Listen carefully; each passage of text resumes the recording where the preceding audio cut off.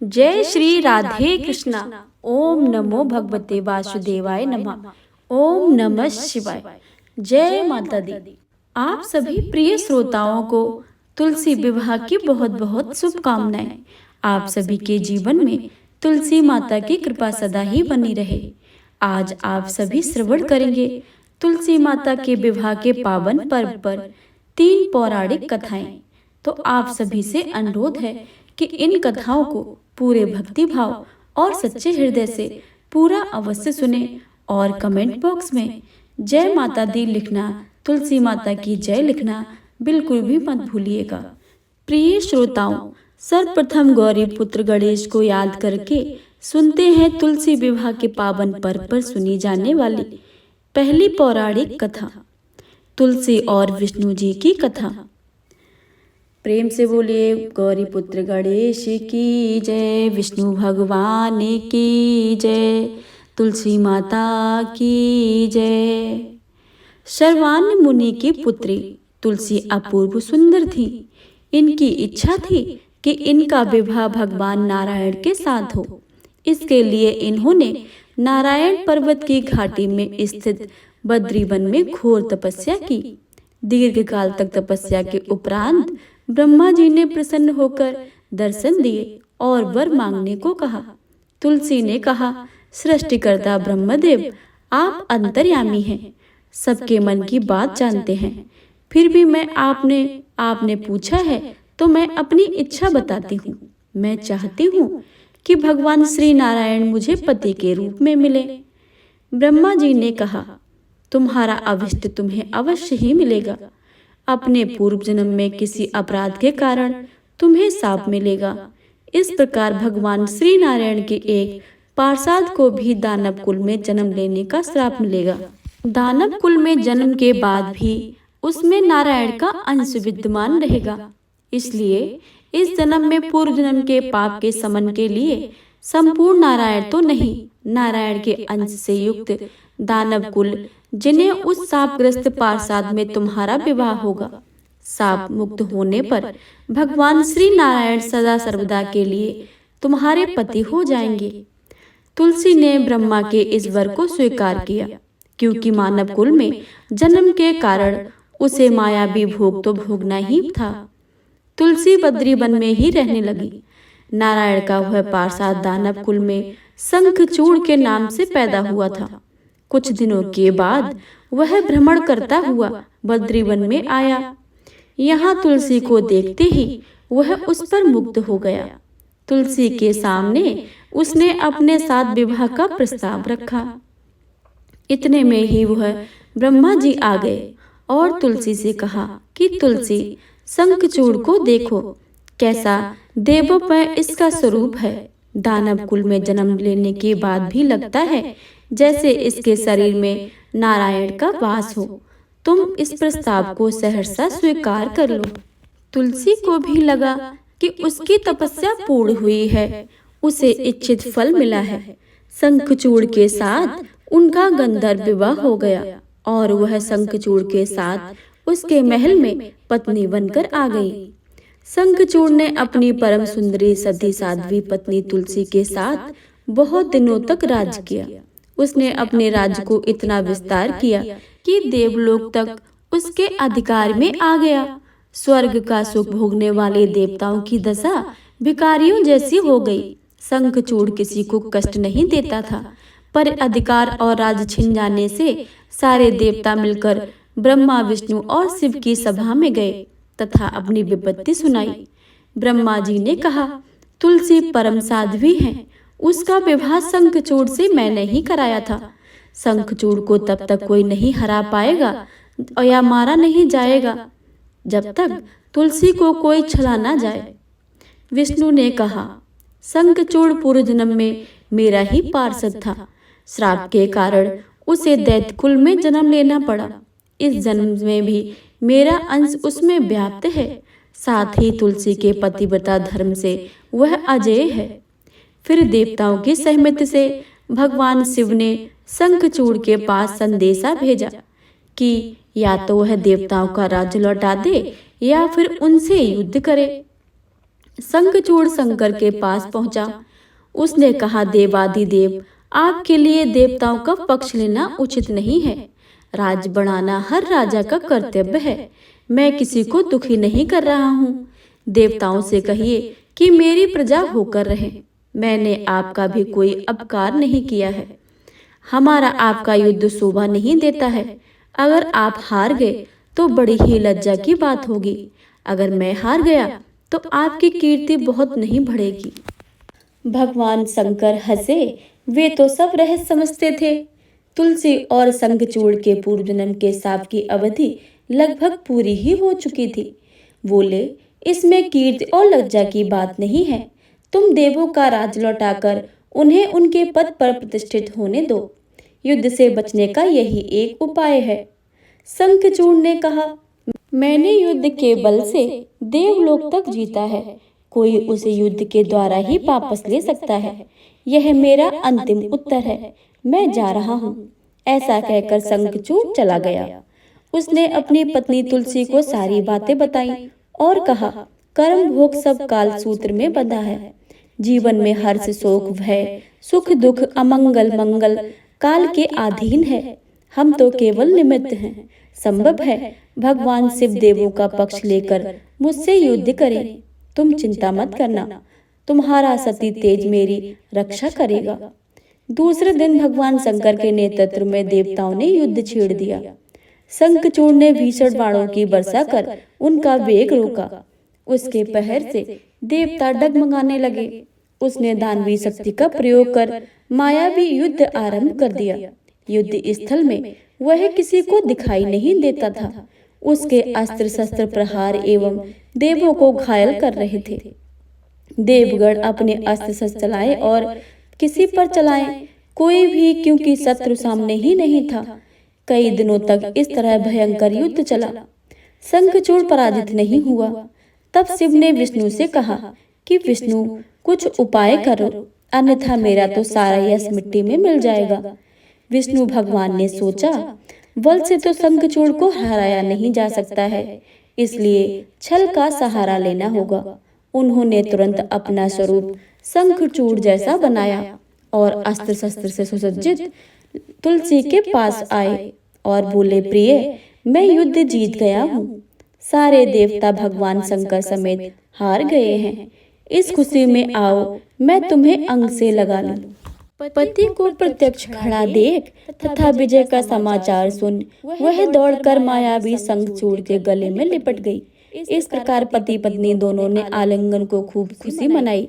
पर पुरुष के साथ इस प्रकार के व्यवहार से उसका सती तेज नष्ट हो गया। उसका सती तेज जो शंखचूड़ का कवच के रूप में रक्षा कर रहा था, वह कवच नष्ट हो गया। शंखचूड़ शक्ति विहीन हो गया। जब यह जानते ही शंकर भगवान ने अपने त्रिशूल से प्रहार किया। त्रिशूल के लगते ही शंखचूड़ जलकर भस्म हो गया। शंखचूड़ के मरने को जानकर विष्णु अपने असली रूप में आ गए। सामने पति शंखचूड़ के स्थान पर भगवान विष्णु को खड़ा देख तुलसी बहुत विस्मित हो गई। उसको पता लग गया कि स्वयं नारायण ने उसके साथ छल किया है। क्रोध में आकर तुलसी माता ने विष्णु भगवान को श्राप दे दिया, एक सती स्त्री का सतीत्व भंग करने के अपराध में तुम हृदयहीन पत्थर हो जाओ। विष्णु जी ने तुलसी के श्राप को सिरोधार्य करके कहा, देवी, तुम्हारे हाथ शंखचूड़ के कल्याण के लिए मुझे ऐसा करना पड़ा। तुम दोनों को शाप मुक्त करना था। तुम भी अब शरीर त्याग कर तुलसी विरवा के रूप में जन्म लोगी और मेरी पूजा तुलसी दल से होगी। मैं शालिग्राम पत्थर बनूंगा। मेरे शीश पर तुम आदर से विराजमान हो जाओगी। तुम्हारे पति की हड्डियों के चोट से शंख की उत्पत्ति होगी। उस शंख ध्वनि से देवताओं और मेरी पूजा आराधना होगी। जहाँ शंख ध्वनि होगी वहाँ मंगल में मैं विराजमान रहूंगा। तुमने पूर्व जन्म में बद्री वन में मुझे पाने के लिए बड़ी ही घनघोर तपस्या की थी और बद्री वन में अगले जन्म में मैं नारायण प्रस्तर के रूप में बद्री वन में स्थित होऊंगा और मेरी पूजा अर्चना फलस्वरूप फल फूल से न होकर तुम्हारी तुलसी दल से होगी और मेरे शीश पर विराजमान होकर तुम मुझसे भी ऊंचा पद प्राप्त करोगी। से बोलिए तुलसी माता की जय। प्रिय श्रोताओं, तुलसी विवाह की दूसरी पौराणिक कथा। कथा के अनुसार श्रीमद् भागवत देवी पुराण में इनके अवतरण की दिव्य लीला कथा भी बनाई गई है। एक बार शिव ने अपने तेज को समुद्र में फेंक दिया था। उसमें एक महातेजस्वी बालक ने जन्म लिया। यह बालक आगे चलकर जलंधर के नाम से पराक्रमी दैत्य बन राजा बना। इसकी राजधानी का नाम जलंधर नगरी था। दैत्यराज कालनेमी की कन्या वृंदा का विवाह जलंधर से हुआ था। जलंधर महाराक्षस था। अपनी सत्ता के मद में चूर उसने माता लक्ष्मी को पाने की कामना से युद्ध किया, परंतु समुद्र से ही उत्पन्न होने के कारण माता लक्ष्मी ने उसे अपने भाई के रूप में स्वीकार किया। वहां से पराजित होकर वह देवी पार्वती के पाने की लालसा में कैलाश पर्वत पर गया। भगवान देवादिदेव शिव का ही रूप धरकर माता पार्वती के समीप गया, परंतु मां ने अपने योग माया से उसे तुरंत ही पहचान लिया तथा वहां से अंतर्ध्यान हो गई। देवी पार्वती ने क्रोध में होकर सारा वृतांत भगवान विष्णु को सुनाया। जलंधर की पत्नी वृंदा अत्यंत पतिव्रता थी। उसी के पतिव्रता धर्म की शक्ति से जलंधर ना तो मारा जाता था और न ही पराजित होता था। इसलिए जलंधर का नाश करने के लिए वृंदा के पतिव्रत धर्म को भंग करना बहुत ही जरूरी था। इसी कारण भगवान विष्णु ऋषि का भेष धारण कर वन में जा पहुंचे, जहां वृंदा अकेली भ्रमण कर रही थी। भगवान के साथ 2 मायावी राक्षस भी थे, जिन्हें देखकर वृंदा भयभीत हो गई। ऋषि ने वृंदा के सामने पल में दोनों का भस्म कर दिया। उनकी शक्ति देखकर वृंदा ने कैलाश पर्वत पर महादेव के साथ युद्ध कर रहे अपने पति जलंधर के बारे में पूछा। ऋषि ने अपने माया जाल से 2 बानर प्रकट किए। एक बानर के हाथ में जलंधर का सिर था तथा दूसरे के हाथ में धड़ था। अपने पति की ऐसी दशा देखकर वृंदा मूर्छित होकर गिर गई, पर होश में आने पर उन्होंने ऋषि रूपी भगवान से विनती की कि वह उसके पति को जीवित करे। भगवान ने अपनी माया से पुनः जलंधर का सिर से धड़ जोड़ दिया, परंतु स्वयं भी उसी शरीर में प्रवेश कर गए। वृंदा को इस छल का जरा भी आभास न हुआ। जलंधर बने भगवान के साथ वृंदा पतिव्रता का व्यवहार करने लगी, जिससे उसका सतत्व भंग हो गया। ऐसा होते ही वृंदा का पति जलंधर युद्ध में हारा गया। इस सारी लीला का जब वृंदा को पता चला तो उन्होंने क्रोध में होकर भगवान विष्णु को शिला होने का श्राप दे दिया तथा स्वयं सती हो गई।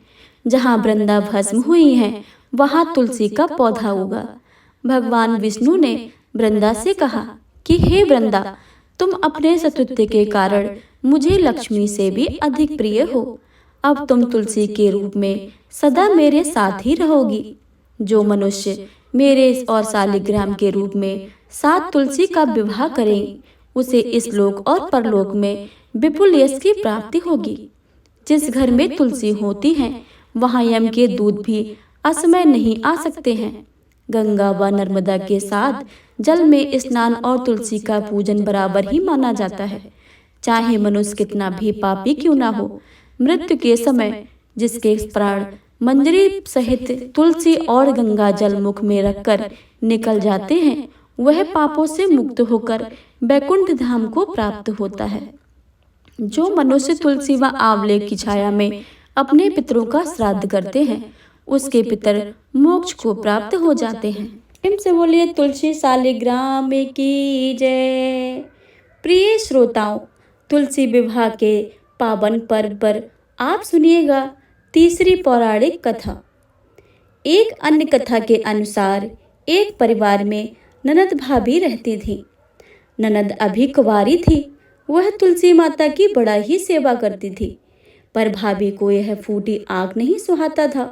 कभी कभी तो गुस्से में कहती थी कि जब तेरा विवाह होगा तो मैं तुलसी ही खाने को दूंगी तथा तुलसी ही तेरे दहेज में दे दूंगी। यथा समय जब ननद की शादी हुई तो उसकी भाभी ने बारातियों के सामने तुलसी का गमला फोड़ कर रख दिया। भगवान की कृपा से वह गमला स्वादिष्ट व्यंजनों में बदल गया। गहनों के बदले भाभी ने ननद को तुलसी की मंजरी पहना दी। वह सोने के आभूषण में बदल गई। वस्त्रों के स्थान पर तुलसी का जनेऊ रख दिया तो वह रेशमी वस्त्रों में बदल गए। ससुराल में उसके दहेज आदि के बारे में बहुत बड़ाइयाँ हुई। इस पर भाभी को बड़ा ही आश्चर्य हुआ और तुलसी जी की पूजा का महत्व उसकी समझ में आ गया। भाभी को भी एक लड़की थी। वह लड़की से कहती थी कि तू भी तुलसी की सेवा किया कर, तुझे भी बुआ की तरह ही फल मिलेगा। पर लड़की के मन में तुलसी की सेवा नहीं लगती थी। लड़की के विवाह का समय आया तो भाभी ने सोचा, जैसा व्यवहार मैंने अपनी ननद से किया है उसी के कारण उसे इतनी इज्जत मिली है, क्यों ना मैं अपनी लड़की के साथ ऐसा ही व्यवहार करूं। उसने तुलसी का गमला फोड़कर बारातियों के सामने रख दिया, परंतु इस बार मिट्टी ही मिट्टी रही। मंजरी व पत्ते अपने रूप से ही रहे और जनेऊ जनेऊ ही रहा। सभी बाराती भाभी की बुराई करने लगे। ससुराल में सभी लड़की की बुराई कर रहे थे। भाभी ननद को कभी नहीं बुलाती थी। भाई ने सोचा मैं ही अपने बहन से मिलाऊं। उसने अपनी इच्छा पत्नी को बताई तथा सौगात में ले जाने के लिए कुछ मांगा। भाभी ने थैले में ज्वार भर कर कहा, और तो कुछ नहीं है, यही ले जाओ। वह दुखी मन से चल दिया। भला बहन के घर कोई ज्वार लेकर जाता है। बहन के नगर के समीप पहुंचकर उसने एक गौशाला में गाय के सामने ज्वार का थैला उलट दिया। तब गोपालक ने कहा, हे भाई, सोना मोती गाय के आगे क्यों डाल रहे हो। भाई ने उसको सारी बातें बना दी तथा सोने मोती लेकर प्रसन्न मन से अपनी बहन के घर गया। बहन बड़ी ही प्रसन्न हुई। प्रेम से बोले तुलसी माता की जय। अगली पौराणिक कथा के अनुसार पुराणों में बताया गया है कि एक बार गणेश जी गंगा नदी के किनारे तपस्या कर रहे थे। इस कालावधि में धर्मात्मा की कन्या तुलसी विवाह की इच्छा लेकर तीर्थ यात्रा पर निकली। देवी तुलसी सभी तीर्थ स्थलों का भ्रमण करते हुए गंगा के तट पर पहुंची। गंगा तट पर देवी तुलसी ने देखा कि युवा गणेश जी तपस्या में लीन है। शास्त्रों के अनुसार तपस्या में विलीन गणेश जी रत्न जटित सिंहासन पर विराजमान थे। उनके समस्त अंगों में चंदन लगा हुआ था। उनके गले में पराजित पुष्पों की माला, साथ में स्वर्णमणि रत्नों से उनके हार पड़े हुए थे। उनकी कमर में अत्यंत कोमल रेशम का पीताम्बर लपटा हुआ था। तुलसी जी श्री गणेश के इस सुंदर स्वरूप पर मोहित हो गई थी। उनके मन में गणेश जी से विवाह करने की इच्छा जागृत हुई। तुलसी ने विवाह की इच्छा से उनका ध्यान भंग किया। तब भगवान श्री गणेश ने तुलसी द्वारा तप भंग करने को अशुभ बताया और तुलसी की मनसा जानकर स्वयं को ब्रह्मचारी बताकर उसके विवाह को प्रस्ताव का इनकार कर दिया। विवाह प्रस्ताव ठुकराने पर तुलसी से नाराज होकर गणेश जी को शाप दिया कि उनके एक नहीं बल्कि दो विवाह होंगे। इस पर श्री गणेश जी ने भी तुलसी को श्राप दे दिया कि तुम्हारा विवाह एक असुर से होगा। एक राक्षस की पत्नी होने का शाप सुनकर तुलसी ने गणेश जी से माफी मांगी। तब गणेश जी ने तुलसी से कहा कि तुम्हारा विवाह शंखचूड़ राक्षस से होगा, किंतु फिर तुम भगवान विष्णु और श्री कृष्ण को प्रिय होने के साथ कलयुग में जगत के लिए जीवन और मोक्ष देने वाली होगी। पर मेरी पूजा में तुलसी चढ़ाना शुभ नहीं माना जाएगा। तब से ही भगवान श्री गणेश जी की पूजा में तुलसी चढ़ाना वर्जित माना गया है। प्रेम से बोलिए तुलसी माता की जय।